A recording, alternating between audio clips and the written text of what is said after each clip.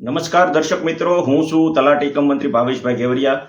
ફરી આજે એક નવી યોજના અંગેની માહિતી સાથે આ વિડીયોમાં આપ સૌનું હાર્દિક સ્વાગત કરું છું. મિત્રો, જો તમે અથવા તો તમારા પરિવારમાં કોઈ ખેડૂત ખાતેદાર હોય, એટલે કે ખેતીની જમીન ધરાવતા હોય અને આપને જો નવો સ્માર્ટફોન એટલે કે એન્ડ્રોઈડ મોબાઈલ ખરીદવો હોય તો એના માટે સરકાર તરફથી ₹6,000ની સબસિડી આપવામાં આવે છે. તો આજના વિડીયોમાં આપણે માહિતી આપીશું કે આ માટેના ઓનલાઈન ફોર્મ ક્યારથી અને કેવી રીતે ભરી શકાય, તેમજ આ ફોર્મ ભરવા માટે કયા કયા ડોક્યુમેન્ટની જરૂર પડે, અને આ ફોર્મ મંજૂર થયેથી આ મોબાઈલની ખરીદી કઈ જગ્યાએથી અને કેવી રીતે કરવી, અને ખરીદી કર્યા બાદ ડોક્યુમેન્ટ ક્યાં જમા કરાવવા. તો આપ આ વિડીયોમાં અંત સુધી બન્યા રહેશો. અને વધુમાં દર્શક મિત્રો, આપને જણાવવાનું કે જો આપ અમારી આ યુટ્યુબ ચેનલ ગુજરાત હેલ્પલાઇનમાં નવા હો અને હજુ સુધી આ ચેનલને સબસ્ક્રાઇબ કરેલ ન હોય તો આજે જ આપણી આ ચેનલ ગુજરાત હેલ્પલાઇનને સબસ્ક્રાઇબ કરી લેશો, જેથી કરીને સરકાર તરફથી વખતો વખત જ્યારે પણ કોઈ નવી સહાય અંગેની યોજનાઓ જાહેર કરવામાં આવે તો એ અંગેની માહિતી વિડીયોના માધ્યમથી આપના સુધી સમયસર પહોંચી શકે. મિત્રો, હવે વાત કરીએ કે આ એન્ડ્રોઈડ મોબાઈલ ખરીદી માટેની ઓનલાઈન અરજી ક્યારે કરી શકાય. તો મિત્રો, તારીખ 27/3/2026 થી તારીખ 26/4/2026 એટલે કે 30 દિવસ સુધી આપ મોબાઈલ ખરીદી માટેની ઓનલાઈન અરજી આઈ ખેડૂત 2.0 પોર્ટલ પર કરી શકો છો. તેમજ આપને ખાસ જણાવવાનું કે આ મોબાઈલ ખરીદી માટેની જે યોજના છે તેમાં ખરીદ કિંમતના 40% અને વધુમાં વધુ ₹6,000ની સહાય ચૂકવવામાં આવે છે. દાખલા તરીકે તમે જો 10,000ની કિંમતનો મોબાઈલ લીધો હોય તો તમને ₹4,000 મળવા પાત્ર છે. તેમજ જો 12,500ની કિંમતનો મોબાઈલ લીધો હોય તો તમને 5,000 મળવા પાત્ર છે. અને જો 15,000ની ખરીદીનો કિંમતનો મોબાઈલ લીધો હોય તો તમને ₹6,000 મળવા પાત્ર છે.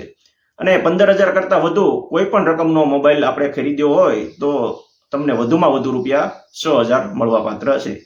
મિત્રો, હવે વાત કરીએ કે આ ઓનલાઈન અરજી કરવા માટે કયા કયા ડોક્યુમેન્ટની જરૂર પડે. તો એના માટે જે તે ખેડૂતના 7/12, તેમના આધાર કાર્ડની નકલ, તેમના બેંક પાસબુક અથવા તો કેન્સલ ચેકની નકલ, તેમજ તેમના એક મોબાઈલ કે જે નંબર ચાલુ હોય, આટલા ડોક્યુમેન્ટ લઈ અને આપના ગામના વીસી એટલે કે કોમ્પ્યુટર ઓપરેટર અથવા તો નજીકના કોઈ ઓનલાઈન સેન્ટર હોય ત્યાં જઈ અને આપ ઓનલાઈન અરજી કરી શકો છો.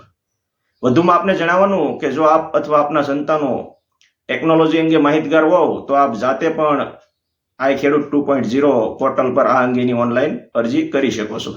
તેમાં આપે ખેતીવાડી વિભાગમાં જઈ અને સ્માર્ટફોન માટેની ખરીદી અંગેની અરજી આ ઓપ્શન સિલેક્ટ કરી અને આની અરજી કરવાની રહેશે.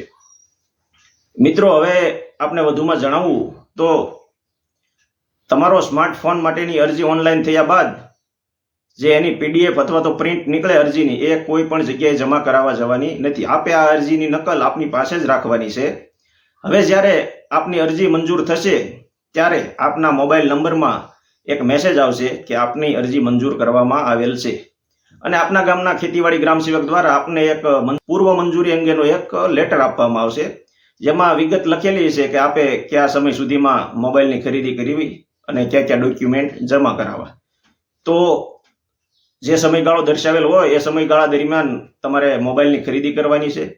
અને આ મોબાઈલ GSTના પાકા બિલ સાથેનો ખરીદવાનો છે. પછી જ્યારે મોબાઈલની ખરીદી થઈ જાય પછી જે ડોક્યુમેન્ટ જમા કરાવવાના છે તેમાં ખેડૂતના 7/12, તેમના બેંક પાસબુકની નકલ, આધાર કાર્ડની નકલ, GST વાળું પાકું બિલ, તેમજ ખેતીવાડી શાખા તરફથી એક સેલ્ફ ડિક્લેરેશન ફોર્મ આપવામાં આવશે. આ ફોર્મમાં ખાતેદારે સહી કરવી. તેમજ જો તમે સંયુક્ત ખાતેદાર હોવ અને અન્ય ખેડૂત ભાઈઓના નામ અંદર 7/12માં હોય તો બાકીના ખેડૂતોની સંમતિ જે અરજીની પાછળના પેજમાં છપાયેલ આવેલ હશે તેમાં તેમની સહી મેળવી અને રજૂ કરવાની રહેશે. આ ઉપરાંત મિત્રો, તમે જે મોબાઈલ ખરીદ્યો છે તેનો IMEI નંબરનો સ્ક્રીનશોટ પાડી અને તેની પ્રિન્ટ કાઢી અને આ પણ આપે ડોક્યુમેન્ટની સાથે અપલોડ કરવાની છે અને ખેતીવાડી શાખામાં જમા કરાવવાની છે. મિત્રો, હવે જ્યારે તમામ ડોક્યુમેન્ટ જમા થઈ ગયા બાદ ખેતીવાડી ખાતાના ગ્રામ સેવક મારફત આપના મોબાઈલનું વેરિફિકેશન કરવામાં આવશે અને વેરિફિકેશન થયા બાદ આપના ખાતામાં ડાયરેક્ટ જે સહાયની રકમ જે લાગુ પડતી હશે તે સીધી જ આપના ખાતામાં જમા કરાવવામાં આવશે. મિત્રો, આ વિડીયો આપને ગમ્યો હોય, પસંદ આવ્યો હોય અને આપ એવું ઈચ્છો કે આ વિડીયોના માધ્યમથી અન્ય લોકો, અન્ય ખેડૂતો પણ આનો લાભ લઈ શકે તો આ વિડીયોને શેર કરજો. તેમજ જો આપ અમારી આ યુટ્યુબ ચેનલમાં નવા હો તો ચેનલને સબસ્ક્રાઈબ કરશો. અને ખાસ મિત્રો આપને જણાવવાનું કે આ યોજના બાબતે આપને કોઈ પ્રશ્ન કે મૂંઝવણ હોય તો આ કોમેન્ટ બોક્સમાં આપ કોમેન્ટ કરશો. આપના પ્રશ્ન અને મૂંઝવણનો સંતોષકારક પ્રત્યુત્તર આપવા અમે પ્રયત્ન કરીશું. આભાર.